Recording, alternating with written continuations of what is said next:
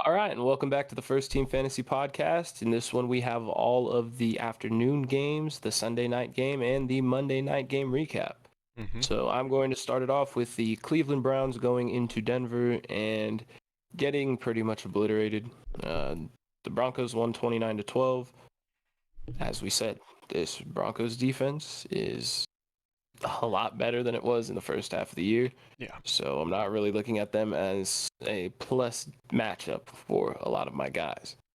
Granted, this was a combination of Dorian Thompson-Robinson and PJ Walker. So it's not exactly the greatest test of strength, but that being said, it still goes. Yeah. DTR was knocked out of this game with a concussion, a pretty bad one at that. He was hit so hard he started bleeding from the mouth. Only played 71% of snaps before PJ Walker came in. DTR in his time was 14 for 29 for 134 yards and a touchdown. He also ran the ball 5 times for 21 yards, lost a fumble, finished with 11.5 points. Don't know if he would have done too much better had he finished the game, but he wasn't having that bad of a game. PJ Walker came in 6 for 13, 56 yards, 1 attempt for a negative yard. So he didn't do too much. Jerome Ford was once again the leading rusher for the Browns, 9 attempts for 65 yards. Kareem Hunt, 7 for 22. They were down for most of this game, so they weren't really able to run the ball as they probably wanted to. That being said, Jerome Ford is still far and away the running back I'm more interested in this backfield. Got 2 more carries, was far more efficient on his carries, and he got 7 targets to Kareem Hunt's 0. Yeah. So that is a very big difference. Kareem Hunt does get some goal line-ish carries. He gets carries within the 10 sometimes. It's not always. If Jerome's in on that drive, they'll just keep him in. But they don't necessarily care who's in at the goal line, it seems. And Kareem Hunt is not the receiving back. So that being said, Jerome did catch 4 of his 7 passes for 14 yards, finishing with a total of 11.9 points. Could have been better, could have been worse, but it is what it is. David Njoku, the guy that I am most interested in on the Cleveland Browns offense from this point on, just due to the fact that he is going to be the leading target getter, target receiver, however you word that. But last week we saw him get 15 targets. This week he gets 9 targets, catches 6 of them for 59 yards. Leading receiver, 11.9 points.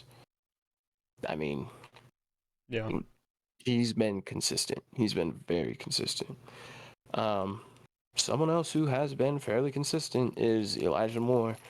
Got 9 targets in this one. He has been getting a lot of targets. Only caught 3 of them, but for 44 yards. Also lost a fumble, so he finished with 5.4 points. Not the best day. Cedric Tillman, rookie, kind of stepping up in this one. Caught 4 of his 5 passes for 55 yards. I mean, 9.5 points outside of Njoku and Jerome Ford was pretty much the only bright spot. Amari Cooper was pretty much ineffective in this one. Caught 2 of his 6 passes for 16 yards. So, yeah, it was pretty disappointing to see. On to the Denver side of the ball. Well, and just to shed a light on some of the snap shares. Jerome Ford was in for 70% of the snaps for the Browns, while Kareem Hunt was in for 26%. And Pierre Strong, of course, had to get his 3% in, because why not? Amari Cooper was out there 74% of the time. Elijah Moore was out there. I said Amari Cooper, right? Oh, I thought I said Amari Moore. Elijah Moore was out there for 86% of the snaps, and Cedric Tillman was the leading snap share receiver, I guess, in this one, 89%. So, Yeah. I mean, the rookie's out there. But this Cleveland pass attack is not something that I am too enthralled with. David Njoku, like I said, the only one that I really am looking forward to playing outside of Jerome Ford. 85% of the snaps. So Yeah. he's out there. He's getting targets. We're rolling with him. Now on to the Broncos side of the ball. Russell Wilson, not someone we wanted to start against the Browns defense, and he didn't have that great of a fantasy day. 13 for 22, 134 yards, 1 touchdown. Didn't throw a pick in this one. Ran the ball 11 times for 34 yards. Scored a touchdown, but lost 2 fumbles, giving him 16.8 points. Is what it is. Javonte Williams did get hurt in this one, was out for a slight portion of this game. Mm-hmm. Still played 70% of the snaps, though. Had 18 attempts for 65 yards. Also caught 3 passes for 6 yards. Mm-hmm. So, it is what it is. Javonte finished with 10 points. 10.1. You don't love that, but you don't hate it. Unfortunately, he had a touchdown vultured by Samaje Perine. But, I mean, Samaje was very good in this game. 7 attempts for 55 yards. 7.9 average on the ground, which out of him is incredible. I mean, that's not what he's known for. Also got that touchdown, and then he caught 1 pass on 1 target for 11 yards. So we had the efficient game on the ground from Samaje Perine and 6 targets from Javonte Williams. Yeah. Interesting. But, yeah. So Samaje finishes with 13.6 points. Nothing too spectacular out of the receiving core. Courtland Sutton caught 3 of his 6 targets for 61 yards. 9.1 points. Mm-hmm. Almost had another touchdown, but I mean, if this is a down day for Courtland Sutton, 9.1 points, that is fine by me. Yeah. Because, yeah, I mean, he's been doing great. Yeah. Jerry Jeudy said I didn't want to start him in this one. Got 2 of his 3 passes for 11 yards. So, yeah. But again, against the tough Browns defense, yeah, I mean, not too much else to discuss. Marvin Mims was the second in the receiving core with 2 catches on 3 targets for 24 yards. So Yeah. I think that's all we need to say. Yeah. The leader in fantasy points from this matchup, both teams, was the Denver defense. Yeah, and let's also kick 2 field goals. He had a solid game. Yeah, he had 9 points. I mean, it's not much offensive activity. No. In a game between the Broncos and the Browns without a quarterback. Yeah. And to continue my streak of division matchups, another one, the Rams going to Arizona and destroying the Cardinals 37-14 in what was, fantasy-wise, one of Matt Stafford's best weeks of the season. He finished 25 of 33, 229 yards, 4 touchdowns, an interception, 1 carry for 2 yards, 24.36 fantasy points. Now you see he throws 4 touchdowns. And you would assume, oh, Cooper Kupp and Puka Nacua had good days. No, they did not at all again. Cooper Kupp, it's becoming panic mode for Cooper Kupp and Puka Nacua just because you can't keep them out of your lineup because of what they've done, especially Cooper Kupp, the name alone.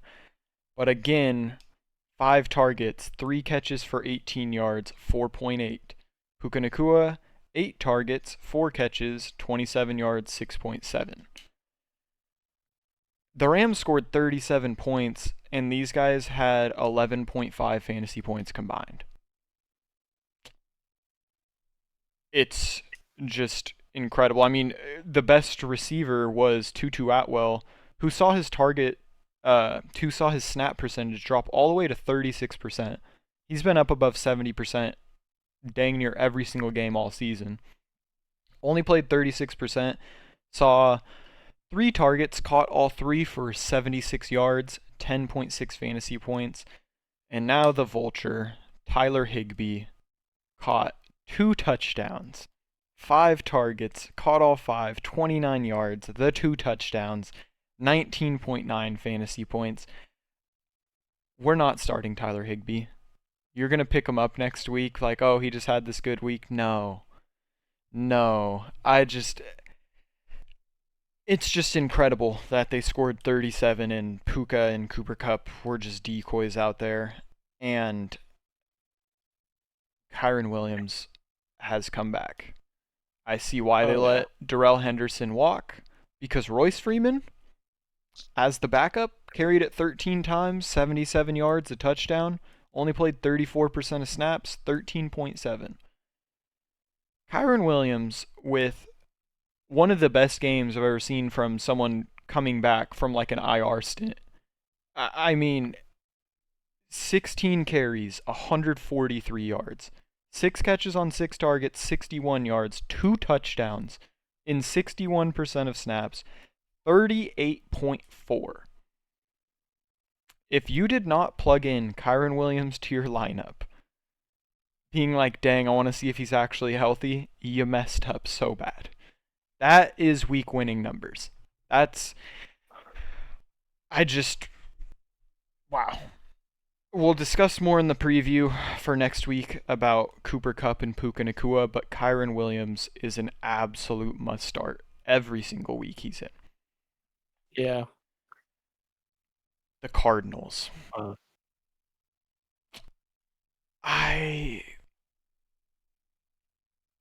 mean, the James Conner for Jerome Ford. And you should have. That's still lost. I know. I'll start Kyler Murray. He had a solid fantasy week. 27 of 45, 256 yards, threw a touchdown, no picks. Carried the ball only once for 2 yards, but it was a touchdown run.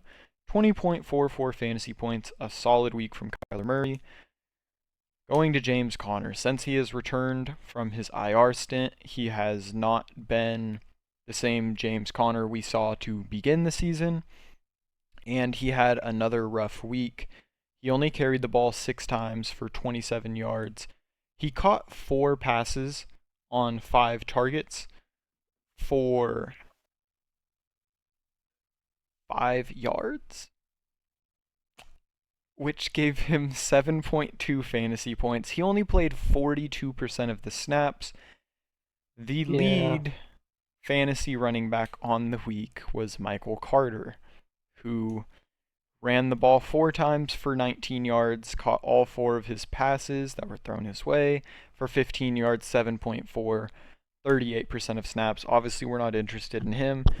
Again, James Conner is going to be a guy that we're going to have to discuss more thoroughly this coming week, but at least as of now, it seems like if you survived without him, you should keep him on the bench for now.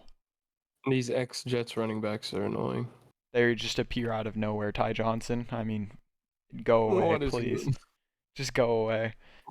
Just go to the XFL, man. Yeah. Someone who... The bright spot for the Cardinals was Kyler finally got the ball to the 2 guys that I felt like he should get the ball to the most, the main one being Hollywood Brown. He had not had good weeks since Kyler returned. This week he saw 12 targets, caught 6 of them for 88 yards, 14.8. If you did happen to start him this week, it was a solid week. If you benched him because he'd had multiple down weeks, I don't blame you. It's not like you left a whole bunch on the bench, but it does seem like Kyler's going to start getting Hollywood the ball again. There was no Michael Wilson in this game, and that meant the Dortch Torch. Greg Dortch, 9 targets, caught 3 of them for 27 yards and a touchdown. A very inefficient week catching the ball for Greg Dortch, but he did get in the end zone, and that finished him with 11.7 fantasy points.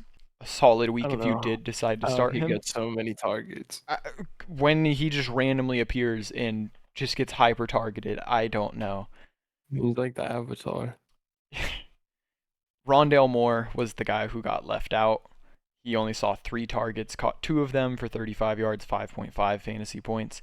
I think once Michael Wilson returns, I'm curious to see who the wide receiver 2 is, because again, Greg Dortch has reemerged. But the number 2 receiving target here is Trey McBride on a consistent basis. He saw 9 targets, caught 7 of them for 60 yards, 13 fantasy points if you started him. A very solid week for a fantasy tight end. We love when they get 9 targets and catch 7 of them. I mean, it's a solid week for a fantasy tight end, but the Cardinals got destroyed at home. The Rams They are could not stop the run by any means. The Rams are so awkwardly good sometimes. Like, some weeks I'm like, dang, this Rams team can really compete, and then other weeks I'm like, these guys are terrible. But I'll give it to him. Great week for the Rams. But that's all I had. Well, in our last episode, I told a lie. I said that the Jags and Texans game was the best game of the week. It was actually this one. The Buffalo Bills went into Philadelphia and, well, did what the Buffalo Bills do. Lose in overtime. Yeah. Josh Allen had, honestly, a Josh Allen day. He had to throw his signature interception, of course. There's always one per game, at least. But 29 for 51 for 339 yards, 2 touchdowns, the 1 pick, 9 attempts for 81 yards and 2 touchdowns, finishing with 40.7 fantasy points. I mean, we love Josh Allen for fantasy football. Yep. It's obvious. James Cook did not have the worst day, honestly. On the ground, as you could expect, was inefficient against the Eagles' defense. 16 attempts for 43 yards, but through the air, got 7 targets, caught 6 of them for 57 yards. So he finished with 16 points.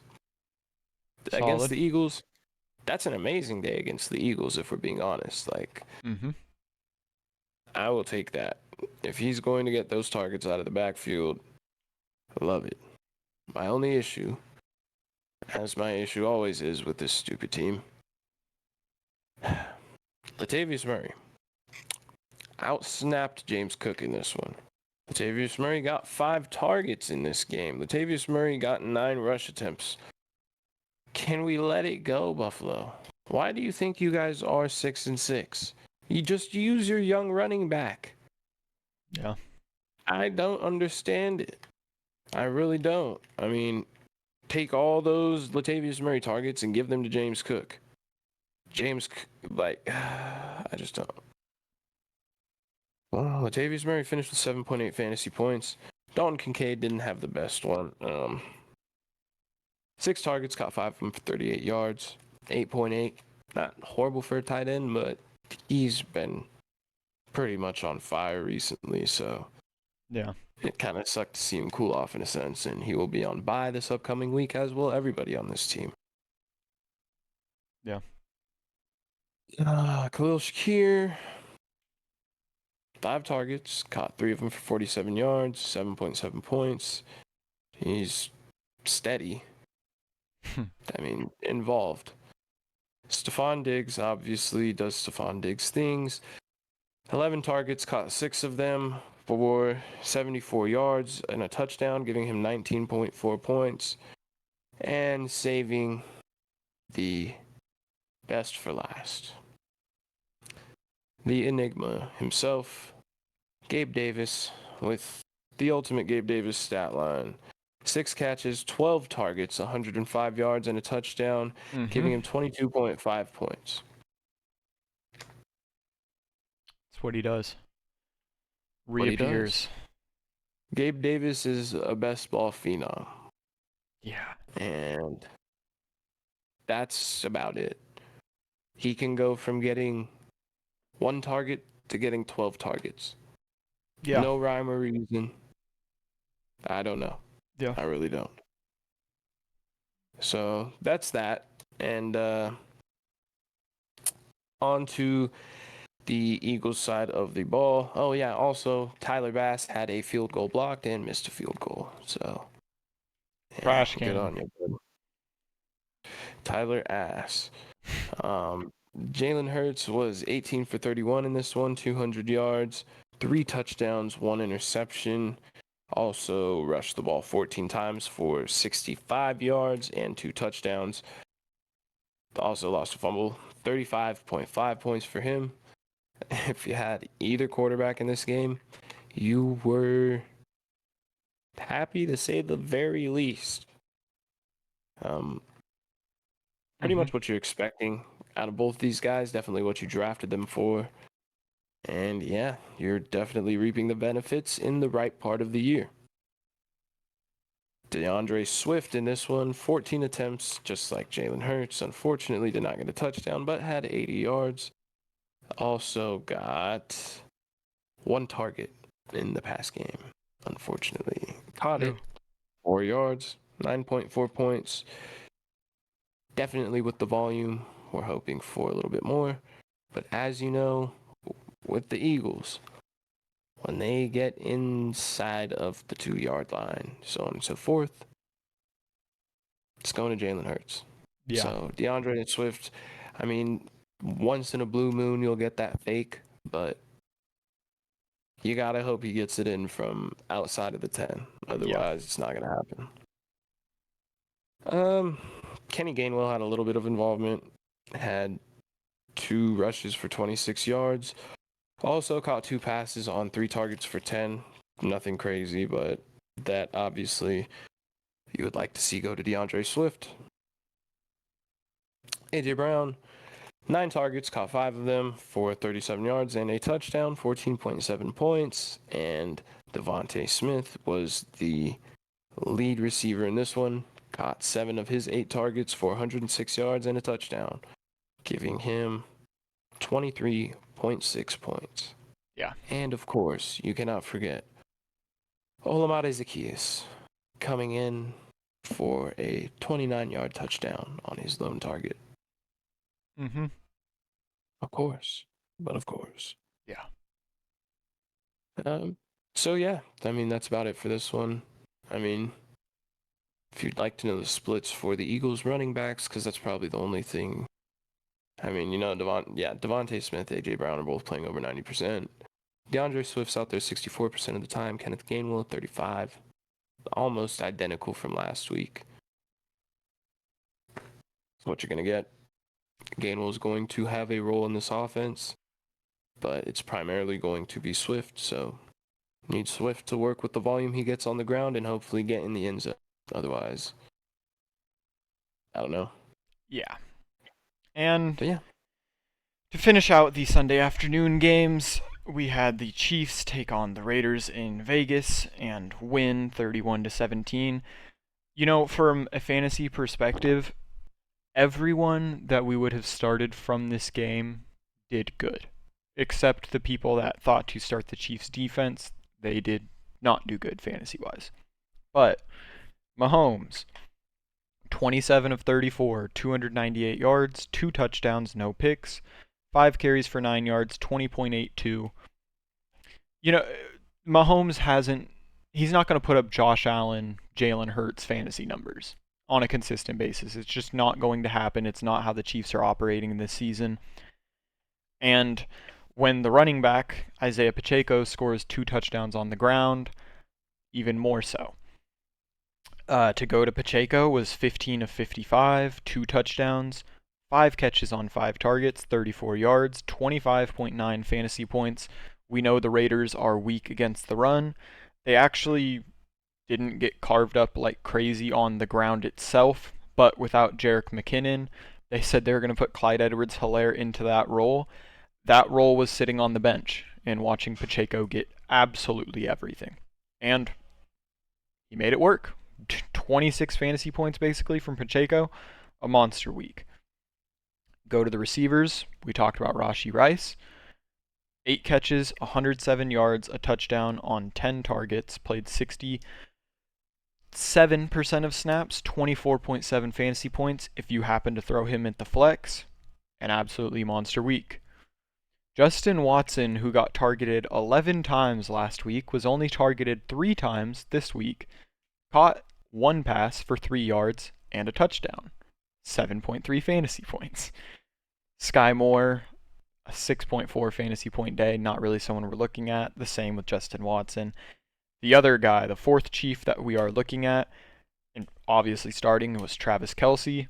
He saw 7 targets, caught 6 of them for 91 yards, 15.1. That's a normal Travis Kelce week. Book it. Yeah, I mean, it was a breath of fresh air to see them. It was like, you drafted this guy for what? Yeah. Finally, they use him. And it's like, okay, we can see he's good. Now we can actually see he is going to separate himself if you give him the opportunity. Stop throwing the ball to Justin Watson 11 times. That's how you lose games, not how you win them.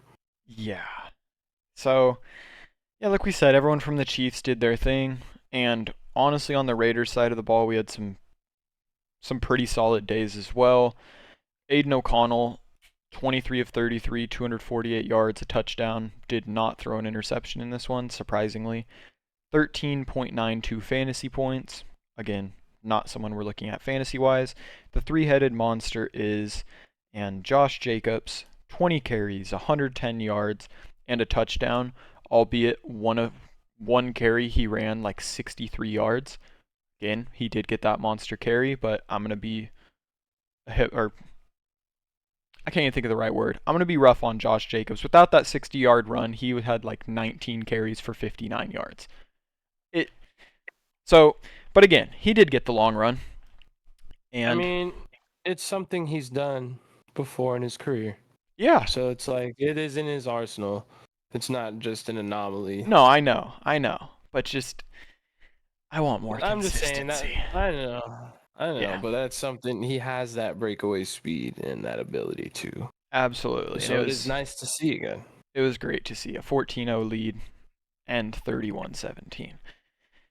He had 6 targets out the backfield. He caught 4 of them for 15 yards, 22.5 fantasy points.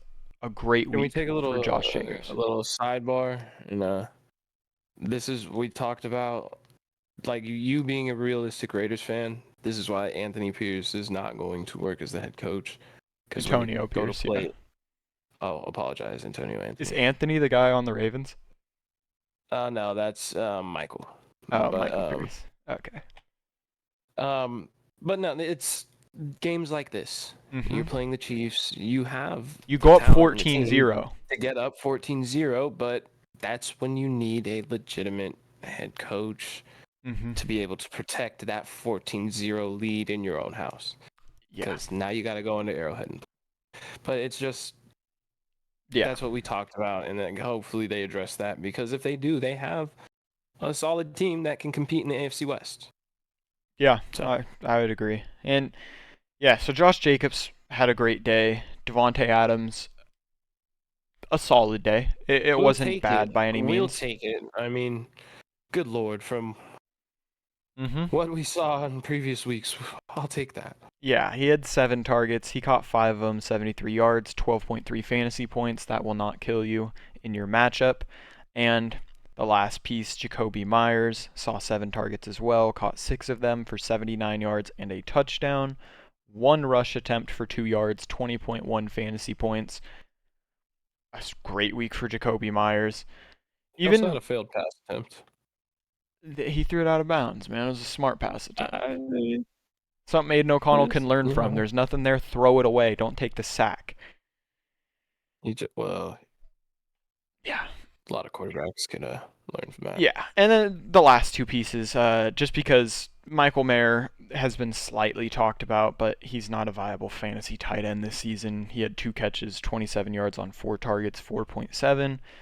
Someone that is getting worked in a little bit more is Hunter Renfrow. Had 4 catches on 4 targets, 38 yards, 7.8 fantasy points. It is what it is. I'm not even going to say to go for him. And even a 12-man deeper league, I wouldn't go for him. But like we said, it's too late for mm-hmm. guys like this on teams. I mean, the Raiders are like, I don't want to. I'm not gonna sit here and like count the Raiders out of the playoffs, but just being realistic, They're probably out. Especially from a fantasy standpoint, on a team like the Raiders, it's just I'm not looking at a guy that's like starting to get involved now at this point in the season, kind of like Jalen Hyatt on the Giants. Mm-hmm. It's like I just don't know. Yeah, but that was it for this one. We can go into the Sunday night game, which I'm sure you're happier to talk about. It was a little grimy of a game, but that's how you guys like it. So the thing about these two teams is they're like twins. The Chargers are just the ugly twin. Because they do the same thing, except sometimes the Ravens have a little more success. The Chargers seem to always find a way to lose. They are like allergic to winning. I don't understand. Like, they turned the ball over like 4 or 5 times, and the Ravens just do nothing with it. And it was just, I don't know. But I had at the end of that game, after Tucker missed that field goal, I had like absolutely no fear that the Chargers were going to win that game. Yeah. I was like, I've seen this story a million times. Mm-hmm. And the Ravens do have a good defense. So I was like, I'm not worried. On to the actual statistics. Lamar Jackson was 18 for 32 in this one, 177 yards, 1 touchdown. Ran the ball 11 times for 39 yards, 15 points. Meh. Yeah. I mean, it is what it is. A couple of deep passes don't connect.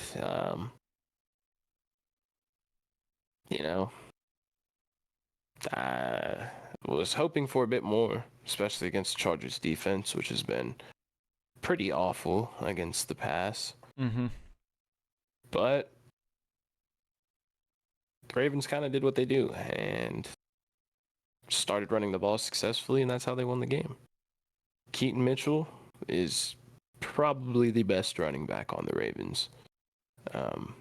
9 attempts for 64 yards, averaging 7.1. And he actually got the start in this one, also played the most of all the running backs. Got 33 snaps, 46%. 28% went to Justice Hill, and 27% to Gus Edwards. They have Patrick Ricard listed for 44%. So there are some plays where, he's out there for pass pro, so on and so forth. Mm-hmm. Like I said, Lamar ran the ball 11 times for 39 yards. Zay had 1 37-yard touchdown run to pretty much seal the game. He was the best, player on the Ravens in this game. Pretty much did everything, scored the 2 touchdowns for the team, caught 5 of his 8 passes for 25 yards and another touchdown. He finished with 23.2 fantasy points. Obviously, he's the one we talk about as the most involved receiver, bar none, and it is going to remain that way. He's going to get involved in the pass game, screens, however, whenever. Zay is the number 1 option. I did talk about Rashad Bateman being more and more involved in this one, or just in general, and he did play 80% of the snaps, so he's out there getting worked in a bit more. He did get 5 targets. Unfortunately, only caught 2 of them for 21 yards. but his usage is going up. Obviously, like I said, Zay is going to be the lead receiver, but something that we did see, and this is something that we might actually be able to move forward with, is the usage of Isaiah Likely. Caught 4 of his 6 targets for 40 yards. He very well, saying step into the Mark Andrews role is kind of a stretch, but obviously the tight end position is and has been important to the Baltimore Ravens for a while. So if he could play his role successfully, and if you watch that game, he looked good out there. If he continues to do that, he's going to be someone involved, and I think he's a good fantasy tight end for the rest of the season. Obviously, the Ravens have a gauntlet coming up, but he's going to need to be involved if they're going to have any success. Yeah. Odell was on a snap count in this one. He caught 3 of his 5 targets for 34 yards, so only finished with 6.4 points. Not too worried about him. He did not play all of this game. He's only out there for 32% of the snaps. So when he's healthy and at 100%, I don't mind him as a flex. He's been very involved recently. Yeah, but his only thing, like, he was on a snap count this game. The past 3 weeks, Cleveland, he only played 33% of snaps. Cleveland, he actually got hurt in. Last week, he only played 33% of snaps. And then this week, 32. But he's efficient. I was making the point. He got hurt because he got hurt in Cleveland. So he's been on a snap count. Yeah. Making the point, even when he's playing like 33% of the snaps, I still have him as like the second most valuable receiver there. Even on that super, limited count. He's just very clearly gotten a connection with Lamar. Yeah. And they're on the same page, and it looks good. Yeah. But, on more with Keaton, caught both of his targets for 25 yards. He finished with 10.9 points. Gus, 8 attempts for 26 yards. Not too great. No. And only had 1 target that he caught for 11 yards. So he finished with 4.7 points. Yeah. Keaton got the start in this one. Keaton played the most snaps. Keaton might be the running back I like the most going forward. Yeah, I'd agree with that. Yeah, and the reign of Gus Bus touchdowns maybe coming to an end. I don't necessarily think that. If they get, it's just a matter of them getting into, it's like the Jalen Hurts thing. Getting to the 5-yard line or less. Yeah, that's like kind of his area. They just didn't really, yeah. They did, but they ran a play action and Zay got the touchdown. Yeah. And the other one was a 37-yard rushing touchdown from Zay Flowers. So, yeah. When the opportunity's not there, ain't gonna get it. But yeah, that's why I still do like Gus Edwards as an option, but I'm liking Keaton Mitchell more. Yeah. Well, and on to you. The Chargers. I'm not even talking bad on them because I'm a Raider fan. It's just, I'll get into it fantasy-wise. Justin Herbert needs more. He needs more there for him. They have made a grave mistake drafting Quentin Johnston over. Just objectively speaking, from what we have seen, imagine the Chargers with Jordan Addison or Zay Flowers right now. It'd be a completely different discussion. Like a completely different discussion. But it is not. And Herbert is dealing with the effects of only having one real target to throw to. He was 29 of 44, 217 yards, a touchdown, a pick, 4 rushing attempts for 47 yards, 14.38 fantasy points. He played against a very tough Ravens defense that obviously did not do him any favors, but Justin Herbert definitely needs more help outside of Keenan Allen that I fear he will not get this season. Austin Eckler is continuing to run the ball very inefficiently on the ground. He had 10 carries for 32 yards. What we love him for is his catches out of the backfield. He had 5 of those on 6 targets for only 32 yards. He did lose a fumble, only finished with 9.4 fantasy points. That is a fairly disappointing week for Austin Eckler. Keenan Allen is unfazed by the matchup or anything because of just how much volume he continues to get, and rightfully so. He got 16 targets. Caught 14 of them for 106 yards. He also lost a fumble. So Justin Herbert's top 2 targets on the team both lost fumbles in this one. But even with the lost fumble and no touchdown, Keenan Allen finished with 22.6 fantasy points. Another monster week for Keenan. The other 2 receivers, Jalen Guyton, you're getting more flack this week because you played a full game. He got 5 targets, only caught 1 of them for 4 yards, played 80% of snaps, got 1.4 fantasy points. Quentin Johnston, I'm going to let you off the hook only because you got injured. He left the game with a rib injury and did not return. His status is currently up in the air. They said the x-rays were negative, but we will see. In his 44% of snaps, he saw 3 targets, caught 1 of them for 7 yards, 1.7 fantasy points. The only other Chargers receiver tight end to have a solid week was Gerald Everett. He saw 4 targets. He caught all 4 for 43 yards and a touchdown, 14.3 fantasy points, which made him the tight end 6 on the week. A solid week for Gerald Everett. I can't be mad at that. I can. He did the squirrel dance and he looked dumb. Yeah. But that is it for the Sunday night game. All right. Well, last night's game was not fun. No. I fell asleep. I can't even lie. I was just chilling watching the game from my bed, and I woke up and it was over for like an hour. Thanks, Josh Dobbs and Justin Fields. Yeah. I can't really blame it on Justin Fields. He wasn't the one calling the plays. But if you looked at the chart of his throws, I think it was like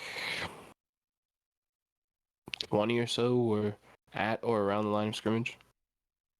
He had the one to Darnell Mooney, like late in the game. Throws a bubble screen or a wide receiver screen to Darnell Mooney.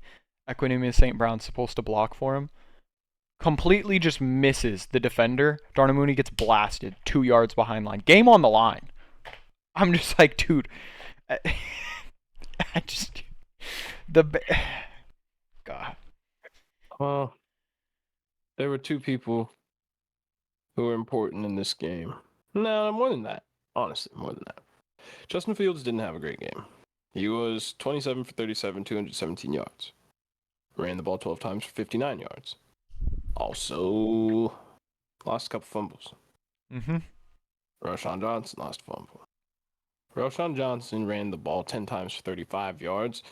Khalil Herbert, 6 for 24. The difference in the pass game was Khalil caught 2 passes on 2 targets for 14 yards, and Roschon caught 5 on 5 targets for 40 yards. So he finished with 12.5 points. Khalil Herbert finished with 5.8.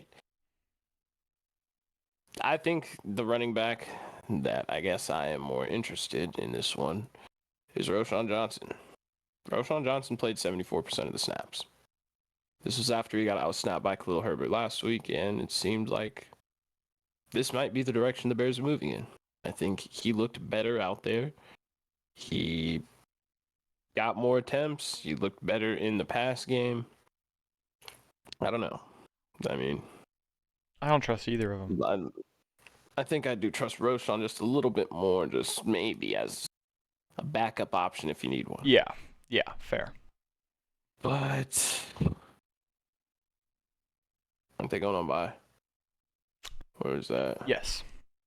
Okay, so it doesn't matter. As are the Vikings. Yeah, so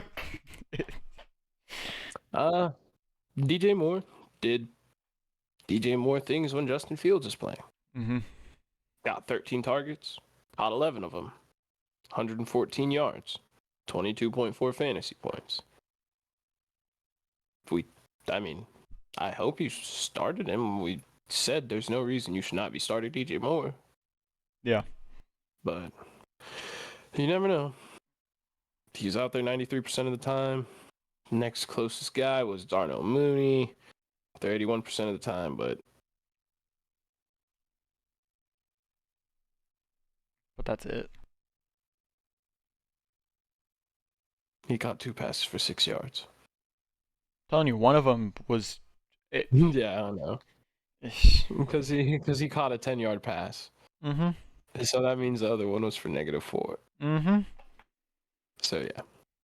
Cole Kmet, I was surprised. He had a lot of involvement pretty early in this game. But he got 7 targets, caught all 7 for 43 yards, so he finished with 11.3 points. It's a solid week. Solid week. Something that I hope to see continue, because if it does, he's a good tight end. And he can get it done. And if Fields targets him and DJ Moore and I guess the running back, and we cut it off there, perfectly fine with that. Yeah. But yeah. Cairo, I guess I do have to talk about him. Cairo Santos hit 4 of his 5 field goals, so he scored 14 fantasy points. Yeah, and he hit the game winner that I don't know why the Bears wanted to win. They're so poorly. No, but okay, if you want to know why, because Matt Eberflus was going to lose his job if they lost this game. Dude, if I'm the owner, he should lose his job for winning this game. He should lose his job either way, dude. No, that was that because there was something that came out before the game, and it said that if they lost this game, that he was going to be fired. Yeah, and so the poor management stems all the way from the owner. Why do you want to win this game? I agree with you, but I was just saying, the reason why they won was because Eberflus was coaching to keep his job.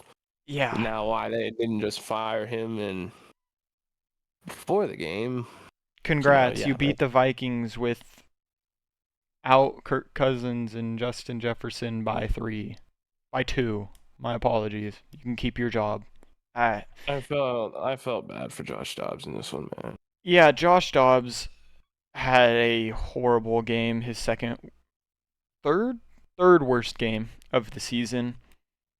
He was 22 of 32, 185 yards. He threw a very clutch touchdown towards the end of the game, but before that he had thrown 4 interceptions, and he only carried the ball twice for 11 yards, 8.5 fantasy points. I saw the Vikings come out and say that they are considering benching him for either Jaron Hall or Nick Mullins. There's no way the Vikings are serious if they are considering doing that. That is a terrible idea. This was a horrible game by Josh Dobbs, but there is no way you honestly think Nick Mullins or Jaron Hall will be better than Josh Dobbs. He had a terrible game, but he has also been very good for them. The running backs were disappointing. We heard reports that Ty Chandler could be more involved in this offense this week, and that was not the case at all. Alexander Mattison is still the lead back. 10 carries, 52 yards, 2 catches on 2 targets for 11 yards, 8.3 fantasy points, 56% of snaps. Ty Chandler only saw 4 carries for 8 yards, 1 catch for 3 yards on 2 targets, 2.1 fantasy points. I think outside of best ball formats, Ty Chandler is not someone I am considering starting because Madison will still get his lion's share. There will be games where Ty Chandler explodes and, he's able to do well with what little he's given.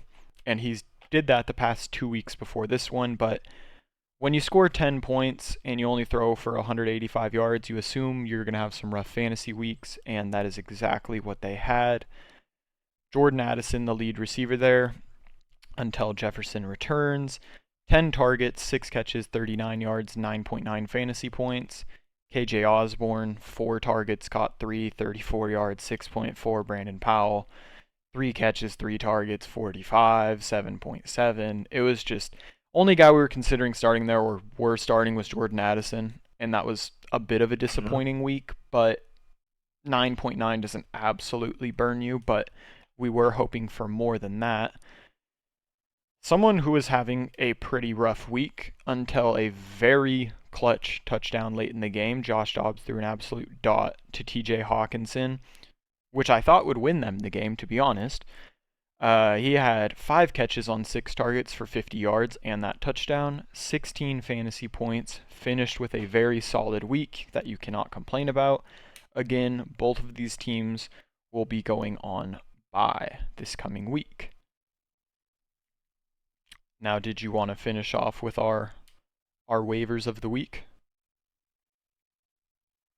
Yeah, I mean, that's what we do, isn't it? Yeah. Sorry. I'll let you go first. I just want to list the teams that are going on bye. You have the Ravens, so no Lamar, Isaiah Likely, Gus Keaton, Zay Flowers. You have the Bills, Josh Allen, James Cook, Stephon, Gabe Davis, Kincaid. The Bears, Justin Fields, Roshan, Khalil, DJ Moore, Cole Kmet. The Raiders, Josh Jacobs, Devontae Adams, Jacoby Myers. The Vikings, obviously Justin Jefferson, Jordan Addison, Dobbs, Madison, TJ Hawkinson, and then the Giants, Saquon.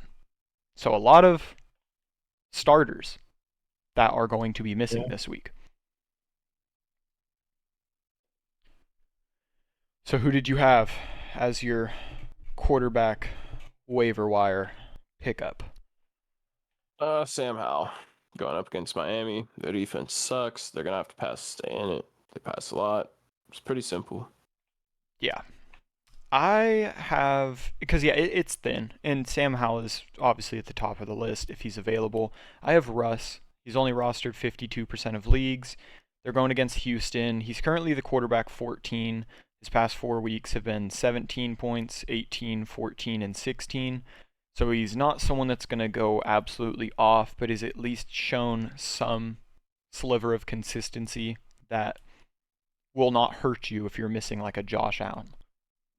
That just sounded terrible to say. If you're missing Josh Allen, you put in Russ. But that's what it is if you don't have a backup quarterback on your roster. Yeah, pretty much. For the running back position, I'm going to have to go Zach Moss. Mm-hmm. He is only rostered in, I think it was 48% of leagues, which makes sense because obviously most people, unlike in our league, if they didn't have Jonathan Taylor, they proceeded to drop Zach Moss, so he should be available in a decent amount of leagues. Obviously, we talked about Jonathan Taylor. He is going to miss at least 2 to 3 weeks with that thumb surgery, so it's going to be Zach Moss, and we saw when it's all Zach Moss, he is very productive. Still currently the RB22. So yeah, dude, if you didn't have Jonathan Taylor on your team and you're able to snag Zach Moss at this point in the season, that's a huge addition. That can be something that gets you in the playoffs. For this point in this, 100%. Yeah. I'll stick with the Broncos, which pains me. I have Samaje Perine, again, at Houston. He's only 21% rostered. He's more of a, if you're injured at the running back position or you're just depleted due to bye, the past 3 weeks he's put up 7.3 and then 13.7 and 13.6. He's not going to get a crazy amount of volume like Zach Moss is going to get this coming week. You're hoping for catches out of the backfield or getting in the end zone, but the past 3 weeks he has gotten it done to a certain extent, and the Broncos have been playing good football. Yeah. For my wide receiver, I'm going to go Jameson Williams. Okay. I'd imagine, because they're going up against the Saints, even if Marshall Lattimore plays, I'd imagine that most of the attention goes to Amon-Ra St. Brown. And Jameson Williams is good. I think it's a good part of the season for him. And there's not many guys out there with much upside. I mean, could go Greg Dortch, but Greg Dortch, could be a Michael Wilson start away from getting shipped back to irrelevance. Yeah. While Jameson Williams, I think, is going to be a solid part of a offense that is going to be playing better and playing to win in this latter part of the season. So I do want a piece of something like that rather than, I mean, maybe not, going out and starting him this week, but I believe he could be a guy that might be able to help you down the stretch, especially if you have someone get hurt. Yeah. No, I 100% agree with that. My wide receiver is going to be Curtis Samuel versus Miami. He's only rostered 39% of leagues. He had some very good weeks to start the season, kind of fizzled out in the middle of the season, was dealing with injuries. And then this past week kind of boomed again with 9 catches, 100 yards on 12 targets. If he's available, I feel like he's at least worth a roster spot, just like Jameson Williams. I'm not saying to just throw him in the lineup, but I am confident in at least the upside Curtis Samuel can provide. Yeah, I agree with you there. I mean, at the tight end position, I don't know, Tyler Conklin, I guess. He's like the best streaming option, like unless you want to go Cade Otton, which sure, you can go Yeah. Cade Otton, Conklin. I mean, really, hopefully you're not having to stream a tight end this week unless you have, likely. But Kincaid. I mean, if you weren't, yeah, Kincaid. Or Hawkinson, but you should. It's tough. The tight end waiver wire market is so bare. Like that in the running backs, you just have a lot less options. Like a Zach Moss is an absolute diamond in the rough. If Jonathan Taylor had not got hurt, it's one of those things. I have Pat Freiermuth, and luckily because of his injury and how the season started, he's only 48% rostered. He's I don't want to say by far the best tight end available because this was only 1 week, but it's also the only week with the new offensive coordinator where he got 11 targets, 21 fantasy points. If you have to, if you're missing Hawkinson, you don't have any options, yeah, a Tyler Conklin, a Pat Freiermuth is going to be by far your best bets. Yeah. Yeah, I definitely agree with you there. So yeah. Another week down, man. We're getting there. That's 12 weeks. I think we started week 3 doing the pod. Yeah. So what? We've been going strong. That's 10 weeks. Am I doing that math wrong? I don't know, man. I think it's 10. I think that's 10 weeks. We've been doing it. It's exciting. Going, so. Yes, sir. Yes, it is. But yeah, thank you guys once again. Every view we get, every minute you guys watch means a lot to us. Like we always say, any help you may need, any comments you guys have, always leave them below or hit us up on any form of social media. If you want to get joined in on the sleeper or anything else, just hit us up. And we are here for you guys most of the time. So, Derek, if you have anything. No, you go ahead. You go ahead. All right. Come back next time. Take more reps with the first team. Yes, sir.